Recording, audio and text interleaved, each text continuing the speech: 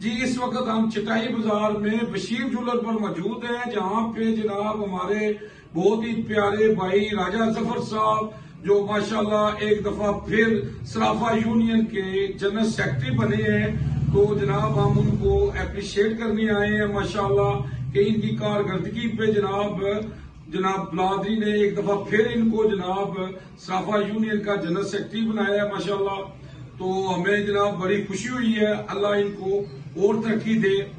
تو جناب آج ان کو ہم نے قرآن پاک گفٹ کرنا ہے۔ قرآن پاک ایک ایسی کتاب ہے جو اللہ کے ہاں محفوظ ہے، اور اللہ نے اس کی قسم دی ہے کہ اس کو کوئی بدل نہیں سکتا۔ اگر ہم اس پر عمل کریں تو ہماری زندگی بدل سکتی ہے۔ میں کیا بیان کروں، صلی اللہ علیہ وسلم کی شان میں اللہ نے سب کچھ نازل کر دیا ہے قرآن میں۔ اما عائشہ سے کسی نے پوچھا آپ صلی اللہ علیہ وسلم کی سیرت کیا ہے، تو اما عائشہ فرماتی ہے قرآن قرآن۔ آپ صلی اللہ علیہ وسلم فرماتے ہیں قرآن پڑھا کرو، قرآن پڑھا کرو، یہ قیامت کے دن تمہاری سفارش کرے گا۔ اللہم صلی علی محمد وآل محمد جی۔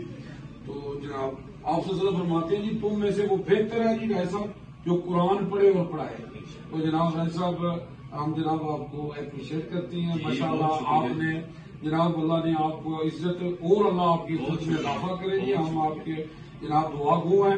تو جناب آپ کو جناب قرآن پاک کے کوٹ میں کیسے آپ اللہ کا کرم، ٹھیک ہے جی جاوا جی آپ کے لیے حاضر ہے۔ جناب کوئی ہمارے لائق کوئی ہو تو جناب ہم حاضر ہیں جناب، ٹھیک ہے جی انشاءاللہ جی۔ تو جناب صاحب آپ نے ہم سے نا جناب ایک وعدہ کرنا ہے جی انشاءاللہ۔ تو جناب وعدہ یہ ہے کہ ماشاءاللہ کہ آپ صبح جب آئیں نا تو قرآن کی ایک آیت کو ترجمے سے پڑھ کر سکتے ماشاءاللہ، نمازی بھی قرآن کو پڑھتے ہیں تو دکان کی ایک روٹین بنائے، کیونکہ اللہ کہتا ہے اللہ خیر الرازقین، اللہ بہتر رزق ہے، تو پڑھنے سے برکتیں ہیں بالکل۔ تو جناب وعدہ جناب جی جناب بہت شکریہ جناب۔ تو جناب میں جناب یہاں پہ کہوں گا کہ آج بھی ہم ہر جنگ جیت جائیں گے بدر کی طرح، اگر ہم ہو جائیں ابو بکر عمر عثمان علی کی طرح۔